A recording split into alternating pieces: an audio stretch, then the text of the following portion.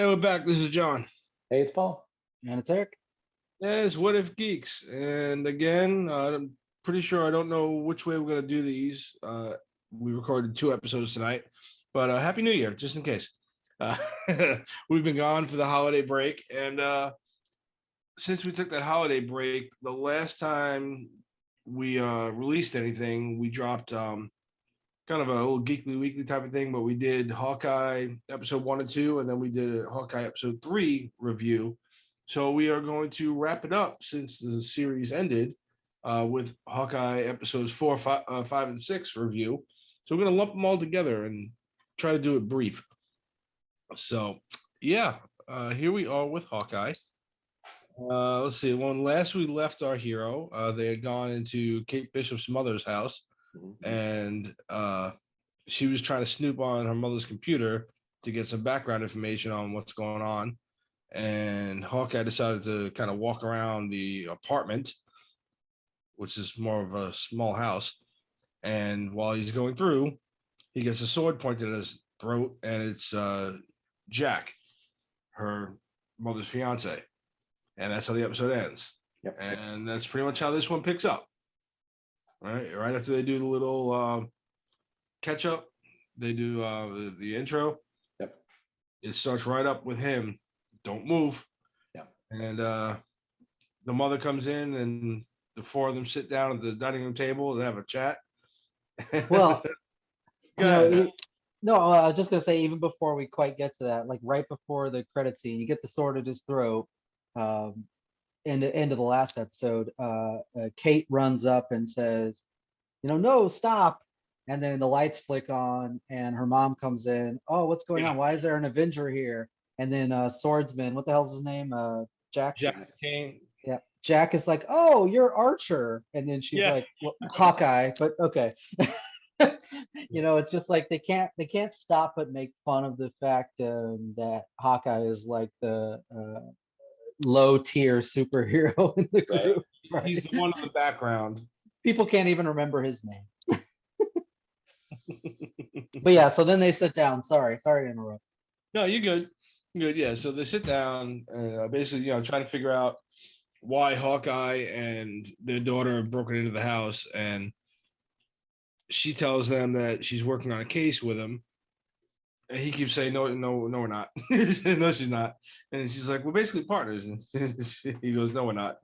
And so they do this whole thing back and forth. And he keeps eyeing his Ronin sword that's sitting in the corner that Jack set down. So they basically, he says, I'll go ahead and leave.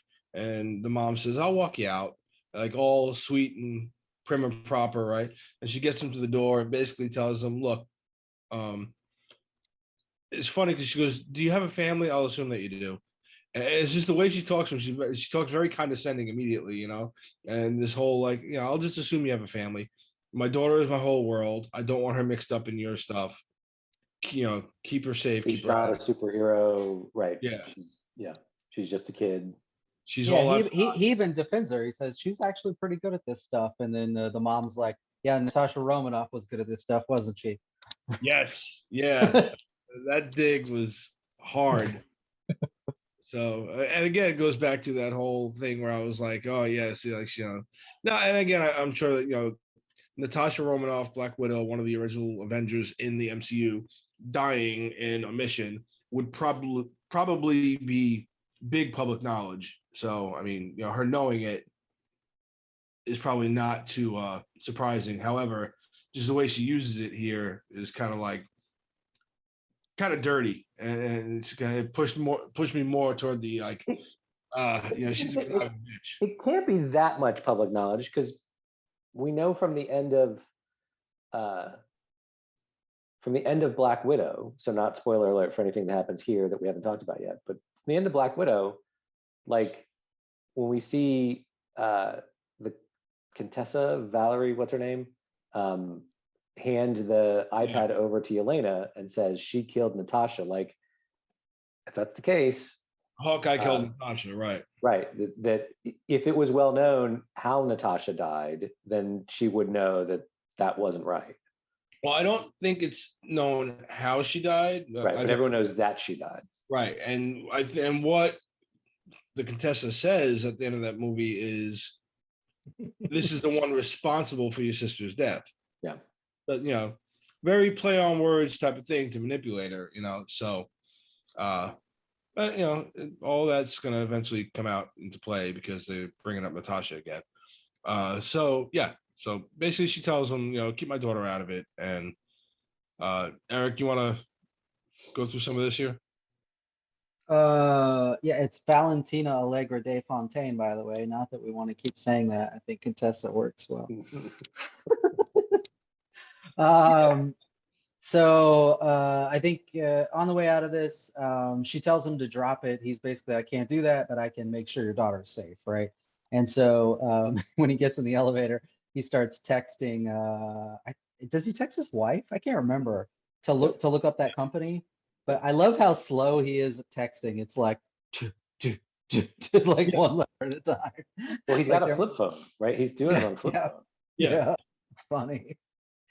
So he does well, all right, I'm gonna try to jump fast, I guess, because we're gonna end up too slow on this. But so with the help of his wife, he does eventually recover the sword and discovers that Jack is the CEO of Sloan Limited, the company he asked his wife to look up, which is a shell corporation that launders money for the Tri-State Mafia, which we've already seen in the first few episodes. Well, she doesn't really help him get the sword. He steals it. Well, he steals the sword, yeah, but he takes it right out of the fucking apartment. You're right. Which he has the handle on the elevator. He's like holding it and sticks it away.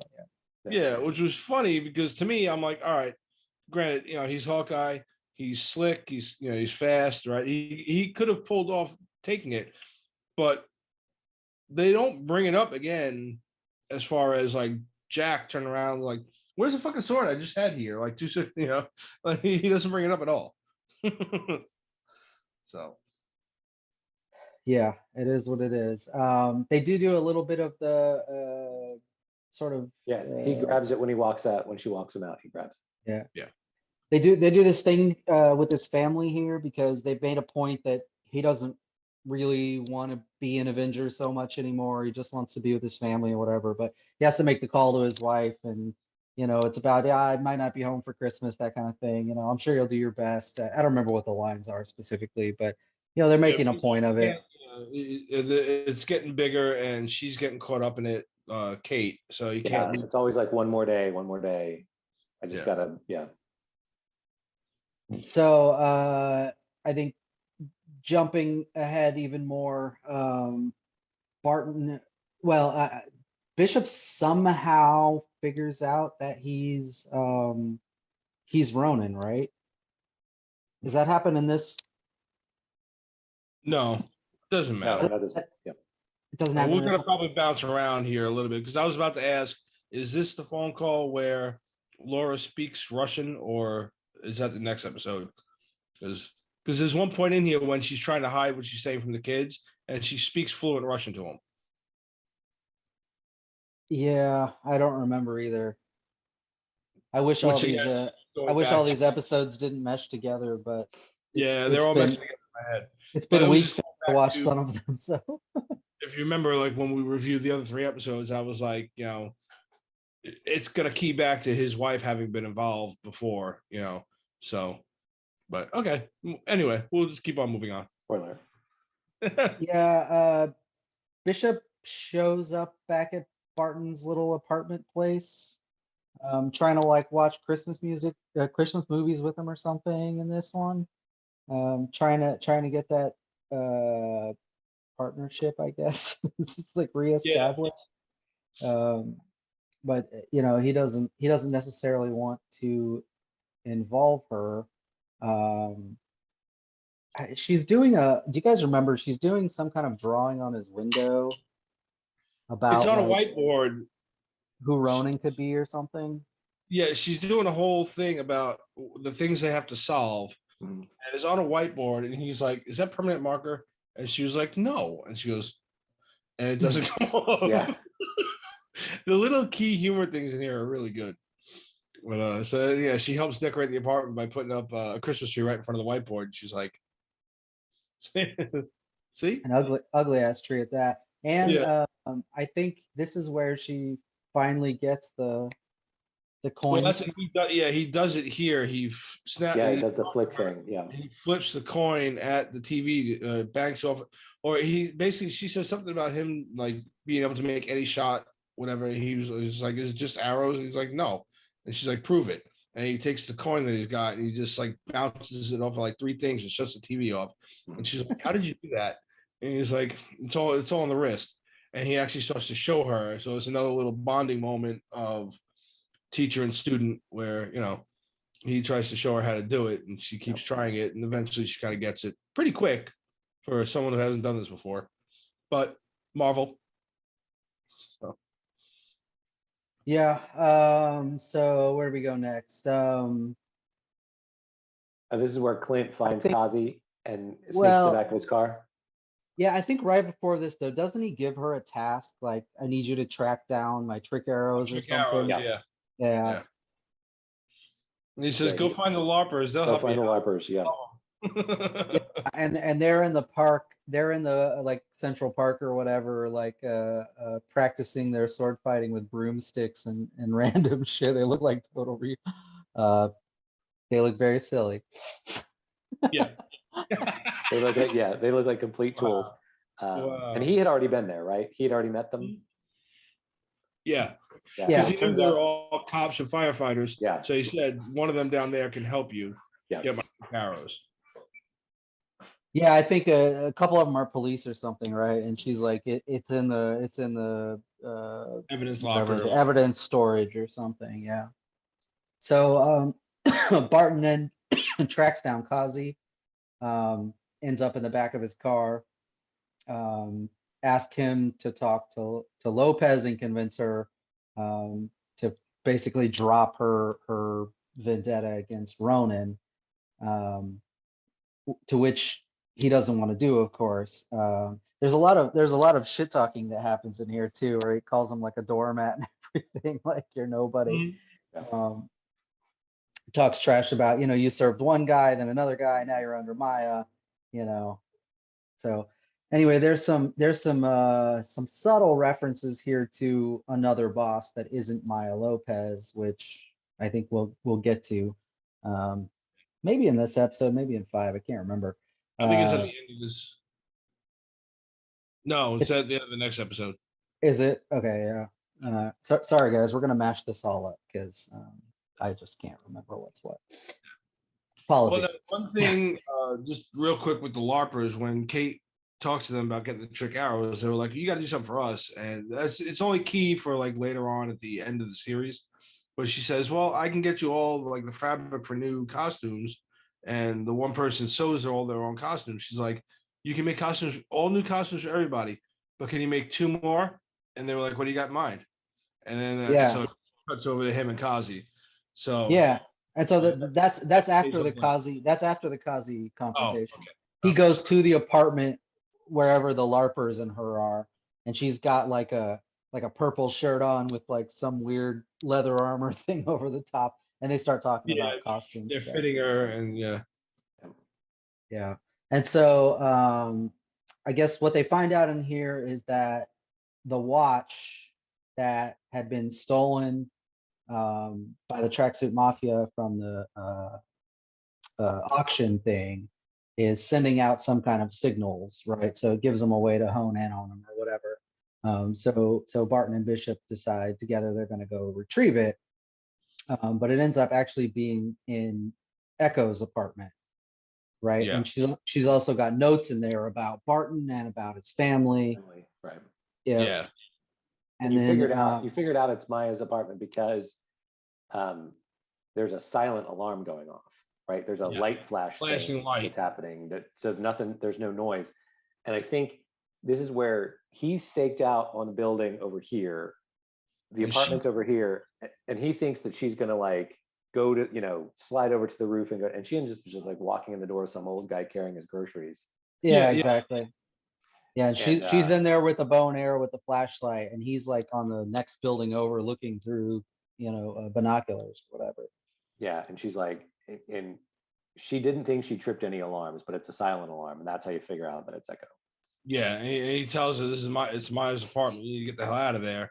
And at that point is when a masked assassin shows up on the roof with him and starts to attack him. So he's fighting that one, and the door opens up, and Maya attacks Kate.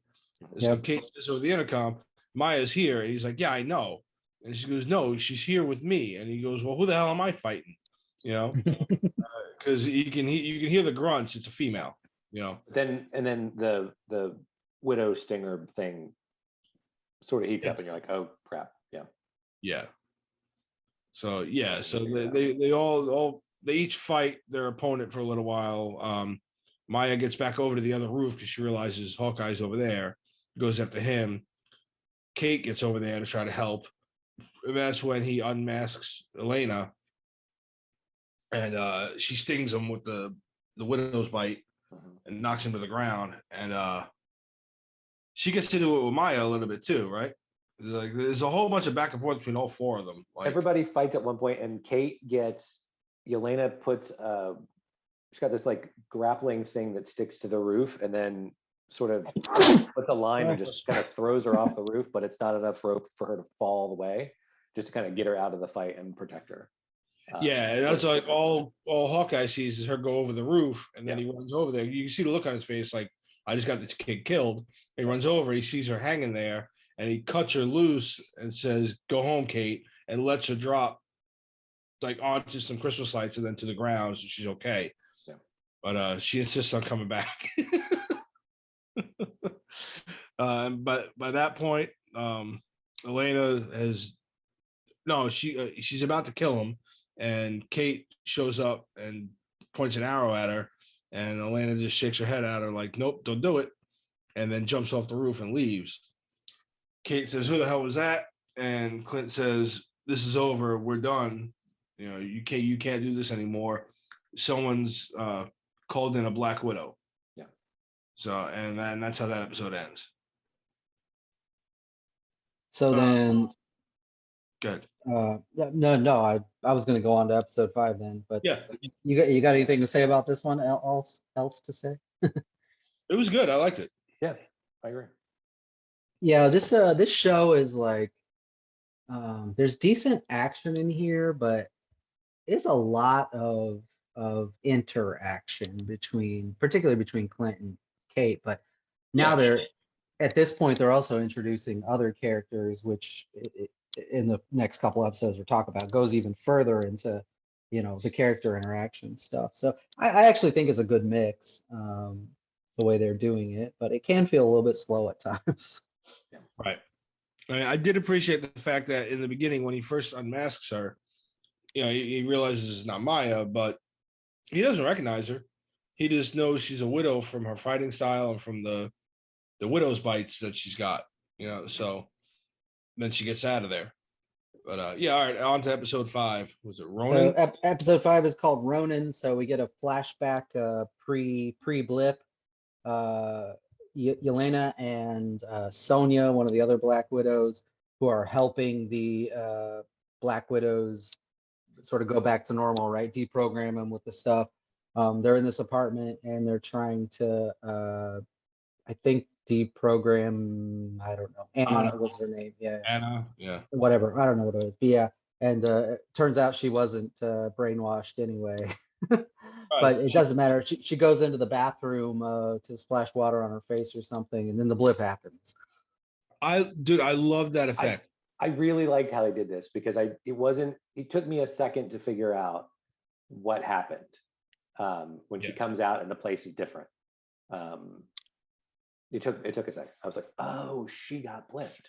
Well, right. Well, I went back and watched it again because they do it now. Again, they do it quickly. They show how quick it was for her mentally, right? So her going through the whole blip, but from the start, when she goes to put the water on her face, the water actually goes through her hands because she's disintegrating, and then she disintegrates and comes back. Yeah, the water actually goes right through her hands, and then she all disintegrates, comes back like that. But then as she's standing there trying to figure out what the hell that feeling was, The bathroom's different. for a second, the bathroom is the same as she was 5 years ago. Because now we, as viewers, know it's been 5 years. But it starts to change. The paint changes over to like wallpaper or whatever, Yep. And she comes out and the whole apartment's different. And there's a kid there. And she's like, what the hell is going on? And then Anna, whoever, walks out with her husband. And she's like, Elena, where have you been? Yeah. And so they sit down and they kind of explain kind of what happened, and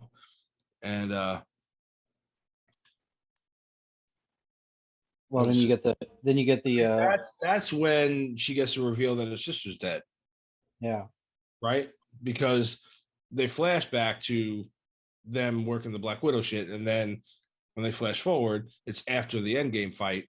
So they, I think, is it Anna that tells her, or I forget, but basically she learns that her sister's dead there, and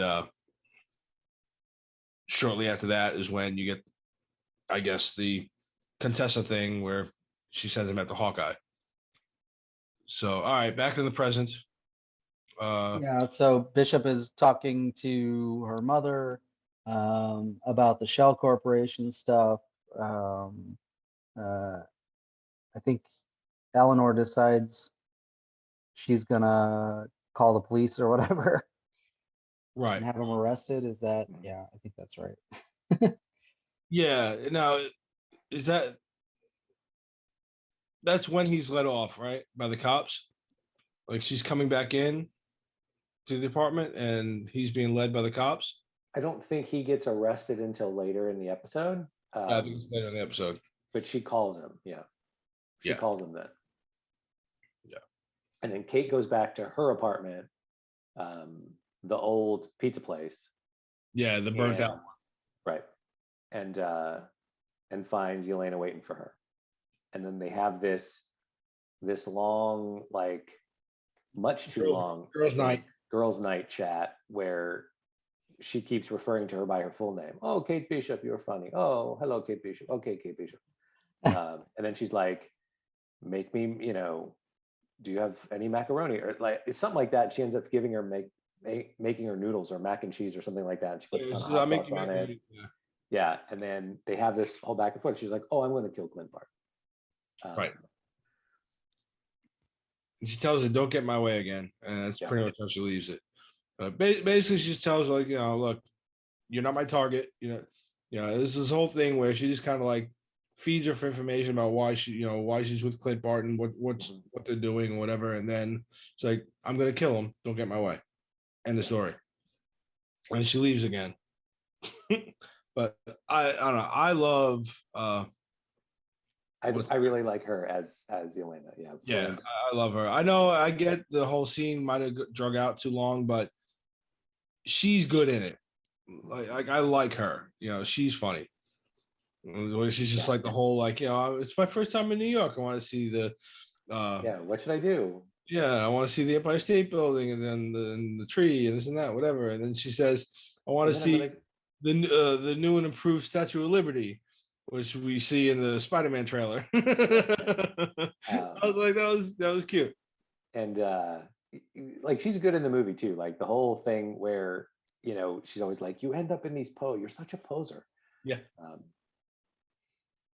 Yeah, she's good. Yeah. So then, yeah, I don't know where we are. So I think she left the apartment. Yeah, I think it actually goes back to her mom's apartment at this point. That's when Jack gets arrested. Yeah. And there was a part of me, and they got me on this one because there was a part of me that was like, the whole thing seemed like staged the way he was reacting, because he was just like, I don't know what this is. I'm gonna get all this cleared up, whatever, right? But well, even before that, he's like, oh yeah, there was this woman I dated in Palm Beach. She was an absolute nightmare. Like he doesn't know what's going on at all. Right? Yeah. And I'm like, the whole. And then he's like, I've obviously been framed. Whatever this is.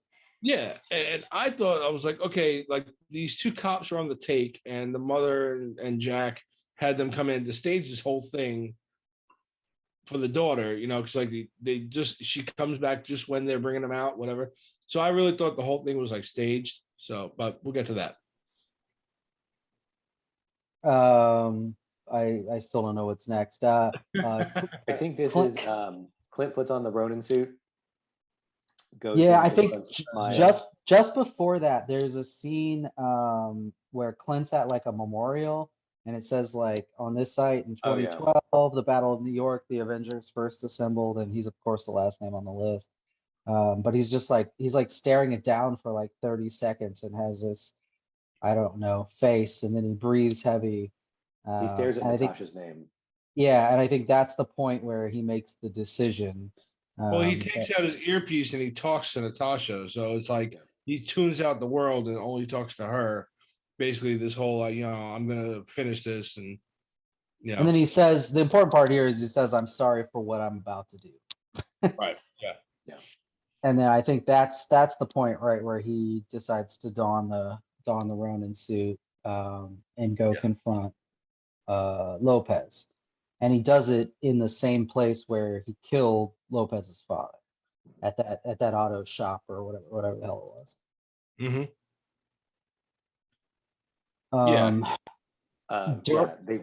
They fight. He gets her down. I think at that point, isn't Kazi up on the? Isn't he waiting with a sniper rifle? Yeah. Yeah. Right, but I can't remember if Clint took him out first. Yeah, Clint took him out first, knocked him out. Yeah, and then confronts Maya. They have a fight. Guys. Yeah. And then they fight, and then when he gets her down, he takes the mask off to show her it's me. Yeah. And basically explains to her, look, this was, somebody ordered. What was it? He said somebody ordered a hit on your father. Yep. So you got to question where your loyalties are. This whole thing, and then he plants a seed in her head about how loyal Kazi might be to her, and saying like, if he was your father's number 2, why wasn't he there? Right. And then he leaves her. And then she goes and confronts him and says, hey, where were you that night? Why weren't you there? And he's like, what's this about? Right. But I think there's an important part about that conversation between him and Echo too, which is that he tells her, you and I were just tools, or you are just a tool still, right? Like you're just working for a bigger power. This isn't about you. It's not about me. It's. Yeah, he said we were just weapons. For weapons. Yeah. Yeah. We're pointed in a direction. Yeah. Yeah. I like that. Yeah. I mean, it's kind of establishing the two of them are not actually that different. He's like, yes, I killed your father, but just like you, I was a tool of somebody else. I was doing a job or whatever, it's not, it's not what you think. Yeah. And then don't go after my family. Like, and cool. Yeah. And he threatens her at that point. It's like, I'm not here to kill you, but if you come after my family, I will. Yeah. And then, she Maya confronts Kazi and says, why weren't you there that night? And he's like, what's this about? And then I think the next day is when they get the text from Elena. Yeah. And it's got the picture of Kingpin in it. Yeah, she says she just gets a text. I know who hired me to kill Barton, and and she sends a picture of her mother, Kate's mother, talking to Kingpin, and it's Vincent D'Onofrio from Daredevil, and I was like, finally, I feel vindicated. Can I do a terrible Spider-Man spoiler, or is that not allowed? Yeah, go ahead. Hold on. All right, yeah, there you go. Okay, here. Well, shut your eyes. Yeah, everybody else that hasn't watched Spider-Man, just skip ahead 1 minute or something. I know what you're about to say. The fact that they dropped that cameo right the day before the fucking movie comes out and Matt Murdock shows up. Yeah. It was fucking perfect. Perfect. Okay. All right. We're good. Come on back. Come back. Come back. I love that he took out his headphones and covered his ears. Like Yeah. he doesn't want to hear. Just in case. Just in case it was too loud. Yeah. Yeah. So sorry everybody for that spoiler. I hope you skipped it. Yes. So We'll to review Spider-Man soon. to our 5 fans, whenever Paul finally decides that his schedule will allow it, we need to review Ghostbusters Afterlife, Spider-Man, Matrix, Venom 2, Matrix. Yeah. Okay. All right. But okay, on that note, that's how that episode ends. Kingpin is here, and as much as I was fucked over by Mephisto, thank you, baby Jesus. Yeah. Yeah. You got this one. You nailed it. Yep. All right. So episode 6. Hey, so I mean, let's talk about that for a second, though. I mean, how perfect is this that they're sort of aligning other, we'll say, Marvel properties that were done outside of the MCU, like aligning it into these shows now. That is so fucking cool that they've decided to do that, and in many different ways without spoiling anything else. The fact that they are doing one other thing that we joke around about with DC is they're actually listening to the fans. The fans said they loved him as Kingpin, or you know, they want all this other shit. And when they can appease the fans, they go ahead and do it. And it's always like right there, and then coming up in the next episode, it's not just fan service for fan service sake. They do it well. So yeah, like that little shot there, as soon as I saw it, I was like, oh, this is gonna be great. But okay, so so this is Christmas. He's so good in that. He's so good at it. Vincent D'Onofrio was so good in that role. Oh yeah, that in that Daredevil series, he's amazing. Yeah, I love him in that role. So yeah, so the fact that they got him back, I was like, sweet. All right, so this is Christmas, episode 6, the season series finale, I think. Yeah. So it starts with, so the picture from that meeting that's in the text, they actually start with the meeting, right? Eleanor goes and meets with Kingpin and says, okay, I went out, right? I did all this. My husband owed you a bunch of money. When he died, I paid it more than 10 times over. And he's like, and you've done well for yourself. And she's like, yeah, but I'm done. My daughter's back now, and I went out. And Kingpin's like, it's not how this works. You don't get to get out. Yeah. And she says, no, I'm drawing the line. And he goes, we don't do that in this business. And she goes, I'm out, and I've got a series of insurance policies. I've recorded everything, right, we've done and said and whatever. She said, I killed Armand. I framed Jack. I've done all that was one that blew my mind. I was like, oh shit, he really was innocent. And I've done all this stuff. And if you try to come after me, I've got all the recordings and whatever. And so she leaves, and he does that. He does threatening really well. He's like, I'm going to give you a minute to think about the rash decision you're about to make. Yeah. Like, I don't need a minute. So she gets up, and then he goes and I don't know if he immediately calls Kazi, but at some point he sort of makes it plain to Kazi, like, here's what we have to go do. Yeah. Yeah, there's like a small cut scene in between with Barton and Bishop, where she's trying to figure out how her mom's connected to this or whatever, and then it flashes back to Kingpin, and he calls Kazi. So I assume it's like almost immediate. Right. And just a note on sort of filmography or cinematics or whatever the hell you call it, but I think I had told you guys maybe way back in episode 1 that I'd read a rumor somewhere that they were going to make this Kingpin like, big and imposing. They didn't necessarily do that here exactly. Vincent D'Onofrio is actually, he's a pretty big dude. He's like 6'3", 6'4". But if you notice when they do the camera shots on him, they always do them up, right? towers Even when over, he's yeah. even when he's talking to Eleanor, it's like Mhm. the camera's like at Eleanor's chest level and then facing up at his face. You know, Yeah. like they're trying to make him sort Bigger of than seem bigger than he is, even though he's not sort of the uber giant. I mean, he's really big in the comics. I feel like he's a Yeah. very large person. He's probably big. 8 feet tall or something, but it's not And quite that 6 feet extreme. around, and 6 feet around. Yeah, that's true too. Yeah. But I do love that they've got some throwbacks to different things, like him tearing off the car door. I know I'm jumping ahead, but Yeah. you Right, know, they've right. got throwbacks to different things from the comics and from the Netflix series with them. It's kind of cool how they've done all that. Anyway, sorry, go ahead. And so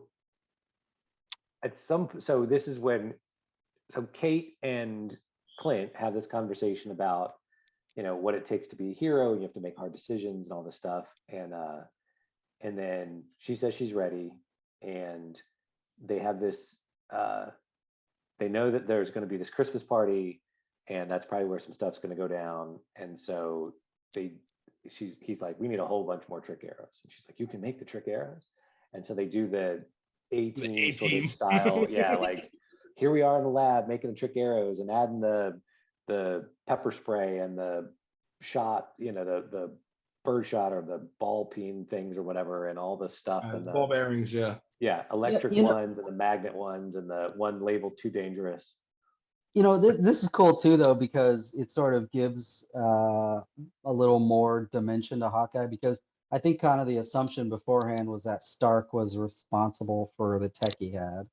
And really they're kind of trying to show here, yeah, he may have gotten warheads or whatever, whatever you call them for an arrow, not warheads, but he may have gotten those from Stark or maybe even Ant-Man or someone else in a couple cases. Yeah, they but all helped him, but he can do it himself yeah, too. but he knows how to build them. He understands it. He's not a He was also a one-trick shield, pony. wasn't he a shield agent? Like, didn't this all start with him being a shield Yeah, agent? yeah, he was a shield agent. Yeah, back Thor. whatever. Thor. What was it? Thor? Thor. I think it was Yeah. before that. What's before that? No, Because in because Thor, the the first movie time we see him where is in Thor. oh yeah, okay, original 'Cause They, Thor. they Okay, set him yeah. up in the perch, Yeah. and he's gonna take the shot on Thor when Thor's gonna lift the hammer. And Thor can't lift the hammer, they call him back, and he releases. Yeah, I was thinking, I don't remember the order of things anymore, but the original Avengers movie, he's also a shield agent in that because he's watching over the Tesseract. Right. But yeah, okay, yeah, you're right. Whatever timeline you remember is better than mine. I know it's okay. and then it's so they make all the arrows, and then she said it's a black tie party, so they get dressed up. Yeah. And they go into the party, and then they walk in, and he does the trope of like, okay, where are the entrance and the exits and the threats and the assessments and all the stuff, and that's when you see he's like, well, we've got backup, and they pan kind of around, and the LARPers, some of which are cops, are dressed as waiters and coat check staff and whatever. So yeah, they do like a very Ocean's 11 kind of thing where they go around the room. And so it's at this point when you see Kazi is with a sniper rifle in a building across the street, and looking around the apartment, and sees Clint and decides to take that target of opportunity and shoots at him, and misses.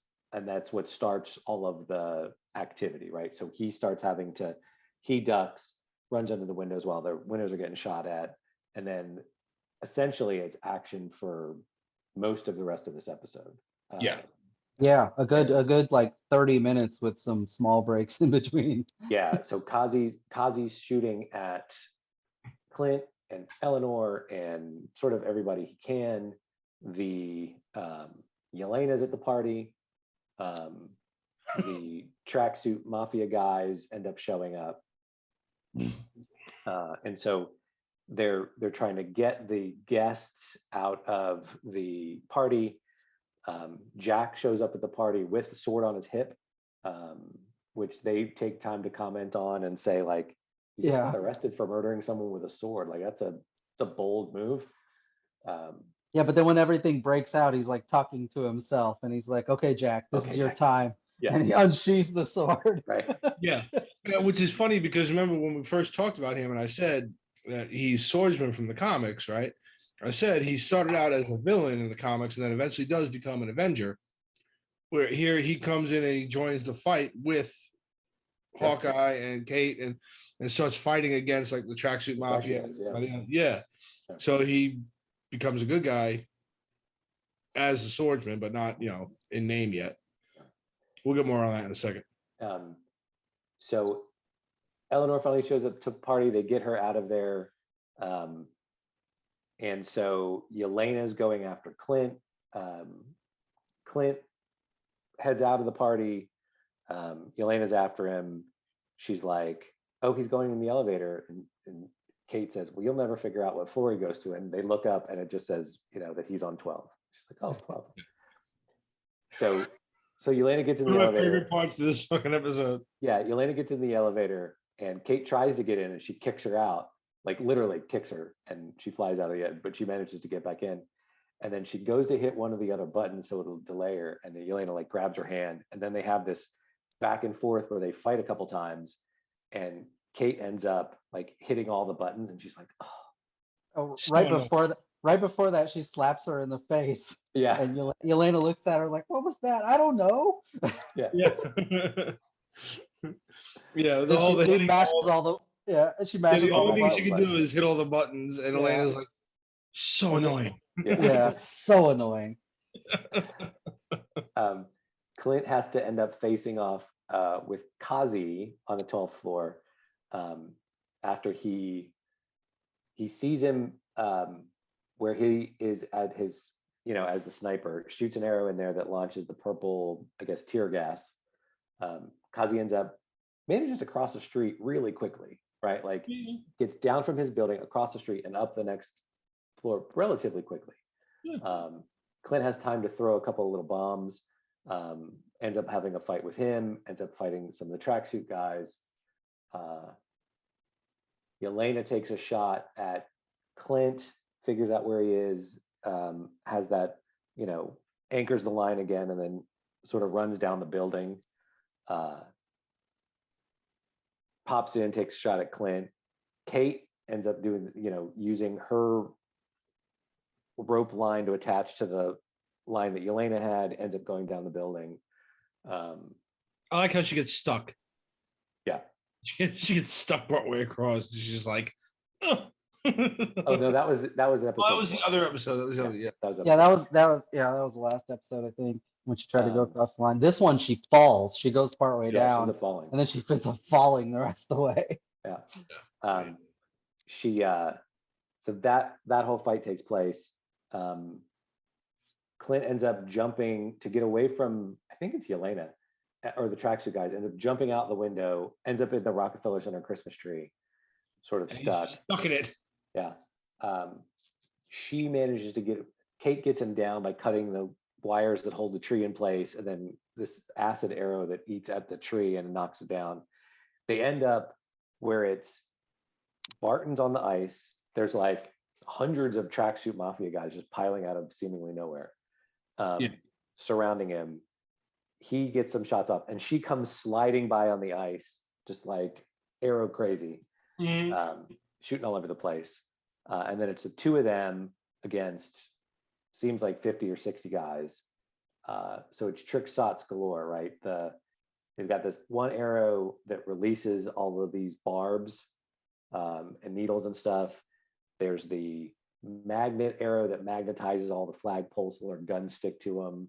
Yep. There's a freezing arrow. She freezes one of their legs. Yeah. There's some kind of rocket arrow she shoots and like wraps around the foot and like pulls the guy off into the air. Yeah. There's one that expands like a giant ball, right?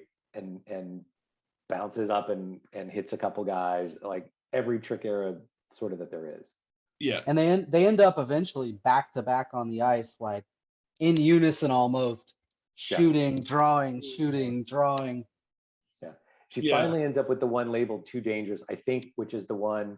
I don't know if that's the arrow. The Tracksuit Mafia truck is like coming over the ice, and she uses a Pym arrow to That's a shrink Pym that arrow. one. She shrinks Yeah. it to a tiny little Yeah. car.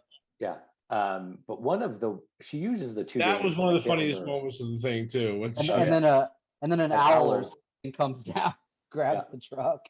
because there's like a one beat where they just both look down at the van or the truck. They're like, huh, and then she goes, "What are we gonna do with that?" And then and he goes, "I don't know. I have to ask Scott how that works." And then the owl that he sees when he's in the Rockefeller Center Christmas tree comes down and scoops down, scoops it. Yeah. But I can't remember what happens with the arrow labeled too dangerous. I think it's either that might be the one that causes the big fireball.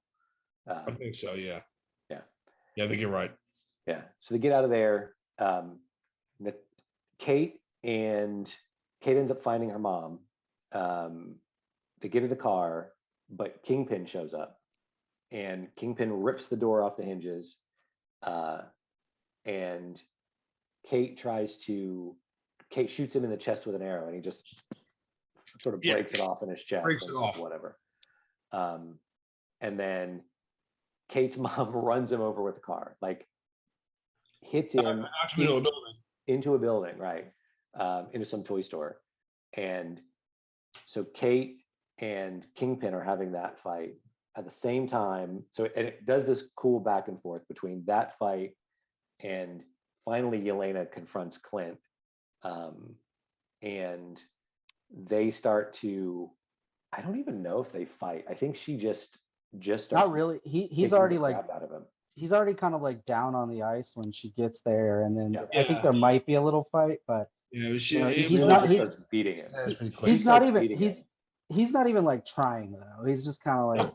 Yeah. No, because he's realized who she is. Yeah, and he wants to sort of tell her the truth, but then he even says to her like, "You'd never believe me if I told you the truth." Right. And then he starts to tell. So he tells her that she Natasha sacrificed herself and saved the world, and she's like, "I don't believe you," and he said, "I tried to stop her." Yeah. And she says she was my sister. I loved her. He said I did too. Yeah, but so did I. There's some more back and forth on like, he's like, I tried to be the one to sacrifice, and she fought me for it, and she's better than me, and Yelena says I would have fought harder, and he's like, I tried, and she ends up not believing him sort of over and over again, until at some point she's beating the crap out of him, and he does that whistle thing that they do in the movie. Yeah. And she's like, where'd you learn that? And she said, dude, honest to God, I thought for like a split second there, the Black Widow was going to show up. I'm like, what? Who whistled? Yeah. But no. Yeah, because he does it pitch perfect. Yeah. So.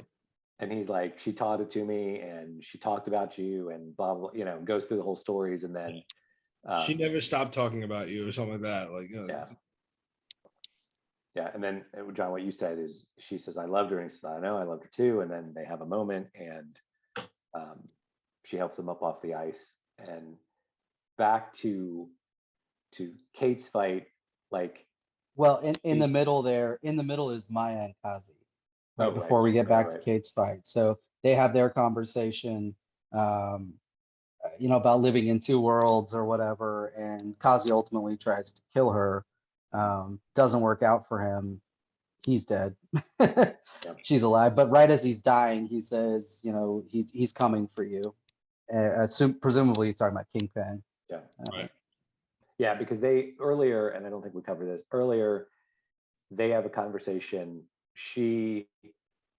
Maya, Kingpin, and Kazi have this conversation about, she's like, I need a couple days to clear my head. And he's like, And he says, I love you. And she says, I love you too. Because that's the uncle. And he's like, she's turning on us. We got to deal with her. So yeah, she ends up killing Kazi. Right. And then he says, he's coming for you. This is the part where in the Kate fight with Kingpin, he ends up taking the quiver of arrows, takes them out, and like snaps them all in half. Yeah. and he's brushed back, like she shot him with a bunch of stuff, none of it works. And she ends up taking one of the, she does the snap thing with the coin and manages to magnetize a couple it's of the arrows. It's Kingpin's cufflink. Yeah. Yeah, She like when she tries to like do some crazy, I don't know, MMA thing on him and spin around, and he like throws her against the wall, but she grabs his cufflink, and then that's what she uses for the snap. And it magnetizes the arrows, which explode the one with the ball bearings in it, and everything else, and it ends up blowing them up. And so she manages to get out, get her mom, and then the cops show up because at some point she called the cops. And they have a exchange where she says, is this what heroes do, arrest their mothers? And yeah, on Christmas, yeah. Yeah, it's like, sorry mom, you gotta go. Yeah, too bad, so sad. And then I think the last thing on that scene is she looks back to where Kingpin's had been, and he's gone. Oh no, I'm sorry. Another police officer comes in. One of the police officers comes in to look for Kingpin, and he's not there. Right, he's gone. And then you see him sort of limping down the street. He was in a white suit with a red shirt and a white hat, and they're all dirty and sort of scorched. And he comes upon Maya, and they have a little back and forth. She pulls a gun, and then The camera pans away. Camera pans away, and it's at the entrance to the alley, and all you hear is a gunshot. Right. And so, no idea what happens. The next scene is an overhead shot of a snowy road, and it says Christmas Day, and the car's driving into Clint's farmhouse, sort of whatever. So he makes it home. He gets the presents out of the back, and then says, "Coming in." And he brought Kate and the dog. Go in. They have Christmas. He sees the kids. I was half thinking, I'm like, oh no, what if the kids aren't there? Like, what if something happened? Right. Yeah. But kids are there. Everything's fine. He introduces them to Kate and doing the Christmas thing. And then Clint's sitting at the table with his wife. And he's like, oh, guess what I found? And he hands her the watch. Yeah. And says, you got to be more careful with your stuff. And she flips it over, and there's a Shield logo in the back. Yeah. And a number. 19. Yeah. And so obviously his wife was some sort of Shield agent. Yeah, and you remember when we talked, I said I think she might be Mockingbird, who's Bobby Morse or whatever, right? Her name is Laura here, but I thought she might be playing Mockingbird, but she's retired, who was Hawkeye's partner and wife at one point in the comics, right? Another Avenger. Yeah. In the comics, somewhere in there, and it's deep, you got to dig, but there was like flashback stuff with Mockingbird before she actually joined the Avengers, and Nick Fury refers to her as Agent 19. Agent 19, yep, that's it. So if Agents of S.H.I.E.L.D. isn't canon, because they had Mockingbird, right? So I don't know if Agents of S.H.I.E.L.D. is officially canon or not. I don't think it is. Yeah, it doesn't seem clear. I think it can't be at this point, because isn't Bobby Morse is the name of Mockingbird? Is Mockingbird's name, and they're she was doing on something that, different. Yeah. Although Her name Laura could be an alias too. Yeah. Mockingbird and Hawkeye though were married in the comics, right? Yeah. For a while, they got divorced or something, but they were married for a while in the comics, I think. And then of course, Bobby was introduced in Agents of S.H.I.E.L.D., but played by somebody different, Adrian Palicki or something. That's why I bet it's obviously not canon anymore, even though in the very beginning of that show, they tried to tie it into the movies as much as possible, and then it just kind of became its own thing. So I think the MCU and Kevin Feige are just ignoring it. Yeah. So, all right. Yeah. So then they do Christmas, right? Yep. And then I know that everybody was waiting for an end credit something, as you all do, as everyone does in every Marvel show. We get the most epic end credit scene ever in the I history thought so too. And so this is, the episode ends like, 9 minutes. So you're looking at the time on Disney Plus, and you've got like 9 minutes left. And it flashes to Rogers the Musical, the theater from episode 1. And we get 4 minutes of Rogers the Musical Broadway song. And I loved it. I was like, this is awesome. Yeah, they go through the entire, like, the whole 4 minutes is just a whole 4 minute section of that musical, and it's epic. Yep. And people complained about it so bad. People complain about everything. Yeah, again, no, but I loved it. I thought it was great. Yeah, we said we should start a petition to see Rogers' musical actually the whole thing. Yeah, release the Rogers cut. But yeah. And I think that people like it's a perfect sort of. It's not even it's so spot on of what Broadway kind of is when you do. If you were going to make a Broadway play out of something like the actual Battle of New York, this is what it would look like, right? Right, because you take the Broadway production of The Lion King, or any of the things that have been movies. That's kind of how you have to do it. Yeah. I mean, it is parody, to be fair. It's not like a Yeah. formal high rate production or something, but Right. it is exactly what they would do. Yes. The whole song thing, the great. actors in the costumes. I mean, it's not bad. It's not when I said it's not parody, like it's not bad parody, like it's spot Yeah. It's spot on. It's turned up to 11. It's like a Spinal Tap. Yep. Right. Yeah. And I really liked in this too, in this extended version where they introduce all the characters. Despite everything that sort of happened in the series, the piece about Hawkeye, when they specifically introduce Hawkeye in the musical, it's like Hawkeye seems cool. He's a really nice guy. That's it. They stop right there. Yeah. They just can't help but bash him. It's so funny. All right. So overall, and then we'll do a couple of takeaways. We got all right. And then one last, I'm sorry, before that, he takes Kate, he's like, Kate, can you help me with something?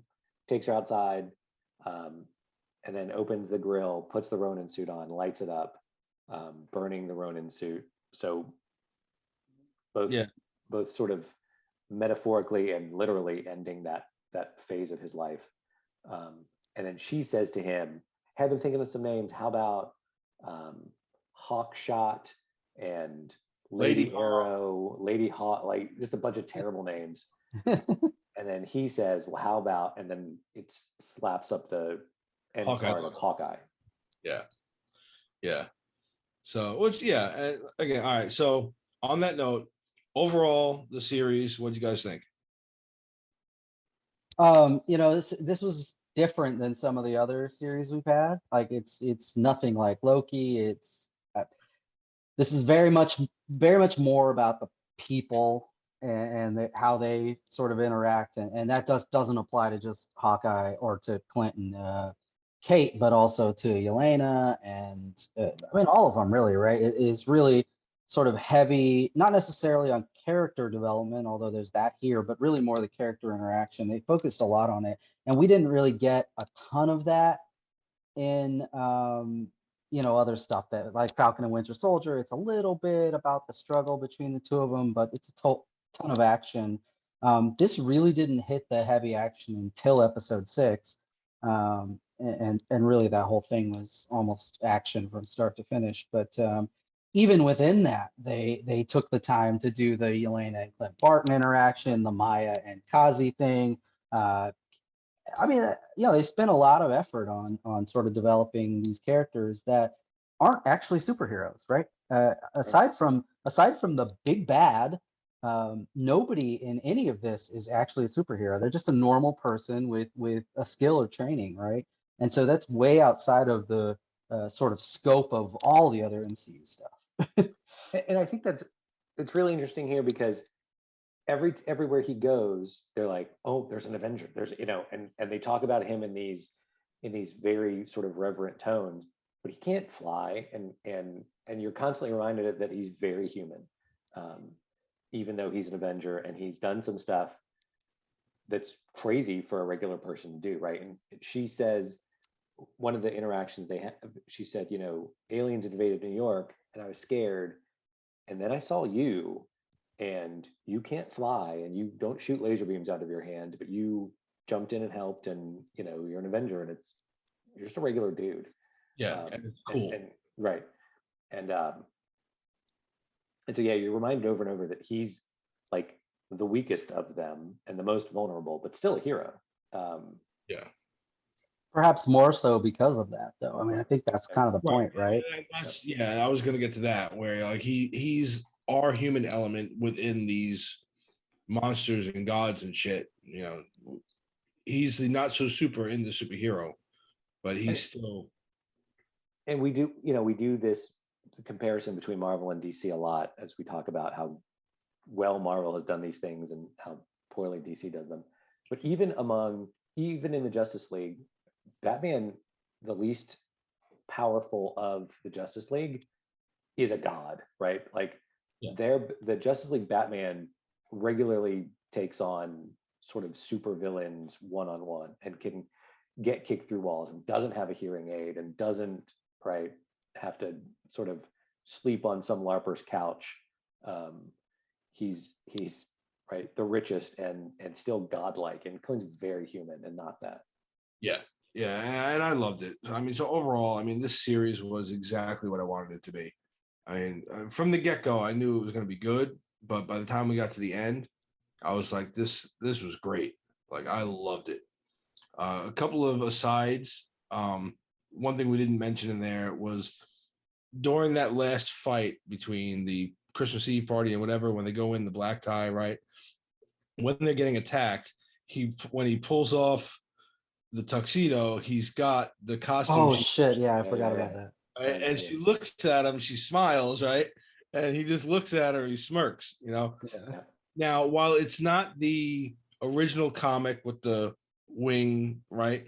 That she drew a picture of. The one she drew a picture of, that was a little nod to that original outfit, right? This actually is, if you go back and look at the Hawkeye series that came out that had like a lot of this shit in it. It's the art style that they use. That series uses all the art, all the art direction is all from there. Yeah, and the way the purple part of the chest and everything, the whole color scheme and the setup of the costume they make him is right out of that comic, and it's perfect. And her like Kate Bishop's, so it's cool. This is a total aside from the show, maybe, but I really like how MCU has made the costumes in particular like so mutable with all the characters. Like, they have reasons to go to different costumes, that they kind of weave into the story, and they switch them around. And even in sort of fantasy land, WandaVision, you get glimpses somehow, some way. They're sort of inserting like the literal decades of different costumes that have rolled across these characters. And if you go watch Spider-Man, you're gonna see it in multiple different ways where Spider-Man changes his costume. But they just keep pushing that idea. They're not afraid to do it tongue in cheek sometimes, like this with Destroying or with the Halloween episode of WandaVision. Like, they're not afraid to do it, and that's when you've got a really good team together, when they can poke a little bit of fun at themselves, but still have you can laugh along with them, but then have it all mean something, and like just that little tip of the hat, like, yep, yeah, we know what it looked like back then. And so that like when he revealed the costume in this, and just like the look at her on her face, and then that little smirk he gives her was perfect, and the look was good. And then last one, he actually makes fun of it too. They're sitting like on the deck of an ambulance together at the end of the big fight, and he's like, sometimes you come across someone who's just really good at what they do, and he's like, yeah, man, she made these suits great. Like, feel the elasticity, and it moves, and this fabric. Yeah, because at first you think he's talking about Kate. Yeah, and he's like, "Do you feel this? This is." So it's the writing in the show is so great. Yeah. You guys just reminded me of something in the episode too that made me laugh, and I'm like, what the fuck? Do you remember in the scene where the LARPers, like, they're not gonna fight, right? They're not gonna help fight or whatever, and they're like, kind of like, what can we do? We can get these people out of here, and everybody's sort of ignoring them when they're trying to tell them to go this way, and then they're all of a sudden like, I know what we need to do, and then they go don their LARPer costumes. Yeah. I feel like that was an absolute missed opportunity because they should have dressed up like Avengers and came out there. Oh my god, that would have been fun. But they felt like Avengers, like, because they were essentially Avengers. Yeah. Yeah, they're definitely like the West Coast Avengers. Yeah, for real. Which ironically Hawkeye was on. So all right, and then I guess the last thing in here, two more things. One, the Maya turn at the end, right? And then the gunshot with Kingpin. I think we can all just, put it out there. He ain't dead. You ain't killing him like that. She might be dead. Well, no, because but she has her own series coming up. So if she's Right. dead, the whole thing is flashbacks leading up to that moment, which would actually be kind of depressing. no. So it's gonna be this is gonna be Echo, right? And who better to be the big bad there than Kingpin? Now you get the Kingpin from the Netflix Daredevil series in another series made by the MCU, and you have her as Echo. Is she gonna recreate the Ronin suit because she was wearing it in the comics for a while? Maybe. Who knows, right? Because that's what her character did in the comics, right? Worked for the Kingpin, joined the Avengers, took on the Ronin persona for a little while, whatever. So we'll see when the series comes out. I forget when it comes out, in another year or so. But Eric will look it up. Yeah, I'll look it up. So I definitely think the Echo series is going to revolve around her breaking her ties with the Kingpin and him coming after her and that whole thing, her fighting him and his empire, right? So you're gonna get the Tracksuit Mafia back again. That'll be fun because they're a bunch of idiots. And then the other thing, while Eric's looking that up, is now that we know, and I was surprised by it, but Jack as Swordsman as a good guy, right? And we've been talking about how they're building up to a Thunderbolts team at some point, and they're building up a Young Avengers team. Could they be setting Jack as Swordsman up to be like the Tony Stark role model type of thing for the Young Avengers? I don't think they gave him enough. I don't think they gave him enough screen time or character development to do that. I don't know. They gave him just enough to be this like affable, lovable, doofy kind of good guy. I think they'll bring him back. If they could get Jeremy Renner back, then Hawkeye would make a good sort of mentor for the Young Avengers. Yeah, I can see that. But I think there's going to be more with Swordsman somewhere. I don't know where, but I just have a feeling because of Kate. So I'm just having this random thought while we're sitting here. So in the MCU, at least, Hawkeye is responsible for getting a large number of the Avengers to become Avengers. Like, he's the one that goes out and convinces them they need to come on board, right? Yeah. What if they take new Hawkeye, Kate Bishop, and have her assemble the Young Avengers for whatever reason? I feel like that would actually be a cool way to. That's just. I don't start with Yelena. Yeah, sure. Well, I think she's going to be in the Thunderbolts. Because I think you're going to have her, John Walker, and we named a couple other ones before, but I can't remember now. But they're setting up the Thunderbolts too with Contessa, I think. But now, whether or not they're good, bad, indifferent, I don't know. Because I know Elena's going to have some words with Contessa later after this. So I don't know. Yeah, I don't know where they're going to go with it. But I'm sure they're setting up Thunderbolts and a Young Avengers. I just want to see where all these chips are going to fall. But did you find it, Eric? Echo? There's no release date, actually. They haven't even started production yet. Yeah, because you got that. You got so much other shit coming down the pike. I mean, you got She-Hulk and Moon Knight and Secret Invasion, all kinds of shit coming down. That, I mean, Echo is just one of the title cards they played.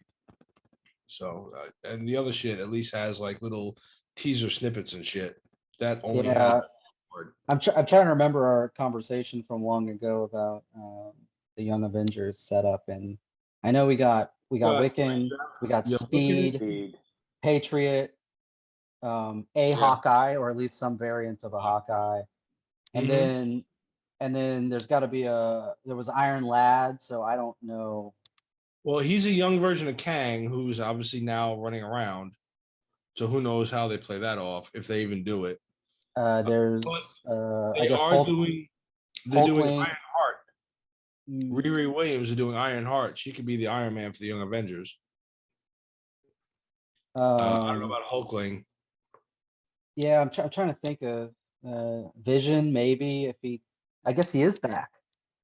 He's back. Yeah. He's out there Yeah, somewhere. He could help form the Young Avengers.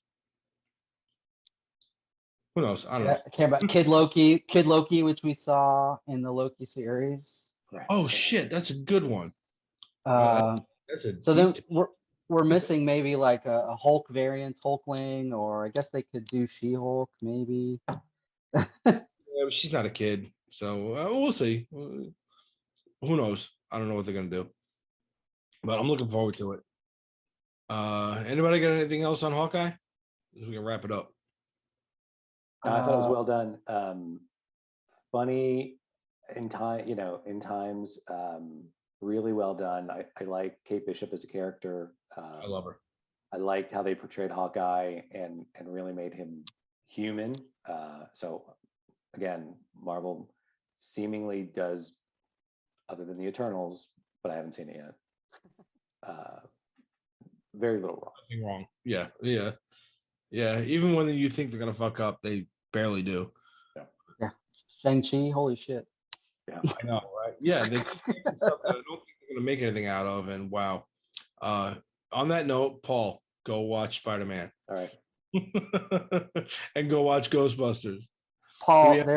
there's so many things in Spider-Man you have to see. The I'm telling you. only thing, outside of you taking your headphones off earlier, the only other thing on Spider-Man I'm going to say, and this goes out for all 6 or 10 of you out there, or whoever's watching this shit, if you have not seen it before we do our review, because we're going to spoiler the fuck out of that thing, there was so much to talk about in that movie. It's epic. They made exactly what you want. There's a reason it made $1 billion in 2 weeks. 2 weeks. $1 billion fucking dollars. Okay. Go watch this goddamn movie. All right. That's it. So we will try to speed up on our reviews here shortly. So everybody on board. As soon as I get my shit together. I'll bring you a bucket. All right, everybody. Well, let us know what you thought of Hawkeye. And if you didn't like it as much as we did, shut up. No, let us know what you think, and let us know what else you would like to see us review as soon as we can get our shit together and get on board together at the same time. Stay tuned for probably another Geekly Weekly coming up, because I'm sure we got a bunch to talk about after the holiday break. And yeah, that is it. Like, subscribe, ring a bell, leave some comments. Hit us up at whatifgeeks.com, whatifgeeks@gmail.com, Facebook, Instagram, Twitter. And that's it. Good night, Tony. Good night, hundreds of tracksuit mafia guys. Good night, Kingpin. See you soon.